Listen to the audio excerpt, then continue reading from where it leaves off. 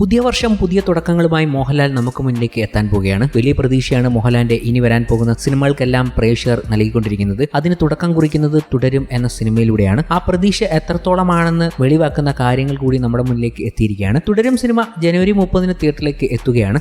സിനിമയുടെ അണിയറക്കാർ പറഞ്ഞതനുസരിച്ച് ഇതൊരു സിമ്പിൾ സിനിമയാണ്.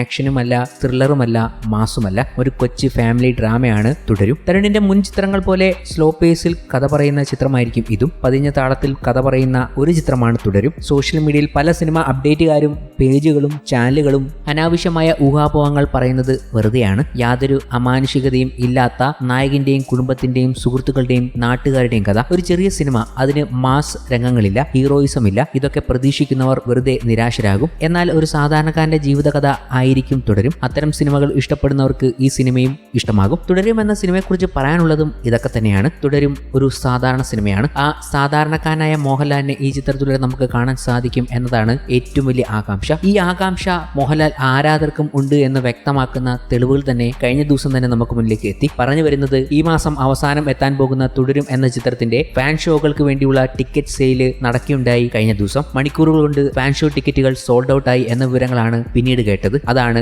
മോഹൻലാലിന്റെ വരാൻ പോകുന്ന സിനിമകൾക്ക് പ്രേക്ഷകർ നൽകുന്ന ഒരു റെസ്പോൺസ്. കാരണം അവരുടെ ഇഷ്ട നായകൻ മികച്ച രീതിയിൽ തിരിച്ചു വരാൻ പോകുന്നു എന്നത് അവർക്ക് ഉറപ്പാണ് എന്നതാണ് ഇതിൽ കാണാൻ സാധിക്കുന്നതും. തുടരുമെന്ന സിനിമ ഒരു സാധാരണ സിനിമയുടെ ഫാൻ ഷോ ഒക്കെ മണിക്കൂറുകൾ കൊണ്ട് വിറ്റഴിഞ്ഞുവെങ്കിൽ അവർക്ക് ഉറപ്പുണ്ട് അവരുടെ ആ മികച്ച മോഹൻലാൽ ദിനങ്ങൾ വരാൻ പോകുന്നു എന്നത്. അദ്ദേഹത്തിന്റെ ബെസ്റ്റ് ഫേസ് ആണ് വരാൻ പോകുന്നത്. അത് കാണാനുള്ള ആകാംക്ഷ എല്ലാവർക്കുമുണ്ട്, പ്രത്യേകിച്ച് മോഹൻലാൽ എന്ന താരത്തിന്റെ ആരാധകർക്ക്. അതുകൊണ്ട് തന്നെ ഫാൻ ഷോയുടെ വിവരങ്ങൾ പറഞ്ഞുകൊണ്ട് അവർ കഴിഞ്ഞ ദിവസം രാവിലെ എത്തിയിരുന്നു. മണിക്കൂറുകൾ കഴിഞ്ഞപ്പോൾ സോൾഡ് ഔട്ട് ആയി എന്ന വിവരങ്ങളാണ് പിന്നീട് അറിഞ്ഞത്. ആദ്യം എത്തിയത് ആലപ്പുഴ ഡിസ്ട്രിക്റ്റിലെ ഫാൻ ഷോയുടെ കാര്യങ്ങളാണ്. അവിടെയാണ് സോൾഡ് ഔട്ട് ആയിരിക്കുന്നത്. ഈ കാര്യങ്ങൾ പറഞ്ഞുകൊണ്ട് ആരാധകരും പ്രേക്ഷകരും സോഷ്യൽ മീഡിയയിൽ എത്തിയപ്പോൾ അത്ര വലിയ പ്രതീക്ഷയാണ് അവർ കാത്തു സൂക്ഷിക്കുന്നത് എന്ന് മനസ്സിലായി. ഏതാണ്ട് 8 മണിക്കൂർ മുമ്പാണ് ബുക്കിംഗ് സ്റ്റാർട്ട് ചെയ്തത്. അതിനുശേഷം സോൾഡ് ഔട്ട് ആയി എന്ന വിവരങ്ങളാണ് പിന്നീട് എത്തിയതും. എന്തായാലും മോഹൻലാൽ ഒരു ബ്രേക്കിന് ശേഷം തിരിച്ചെത്തിയിട്ടുണ്ട് അദ്ദേഹത്തിന്റെ പുതിയ സിനിമകളുടെ വർക്കുകളിലേക്ക് കടക്കാൻ വേണ്ടി. എന്തായാലും 2025 അവസാനമാകുമ്പോഴേക്കും വലിയ വലിയ റിലീസുകൾ മോളിവുഡിൽ സംഭവിക്കുകയാണ്. മമ്മൂട്ടിയും മോഹൻലാലും ബോക്സ് ഓഫീസിൽ നേർക്ക് വരുന്ന കാഴ്ചയാണ് നമ്മൾ ആദ്യം തന്നെ കാണാൻ പോകുന്നത്. ഗൗതം വാസുദേവ് മേനോൻ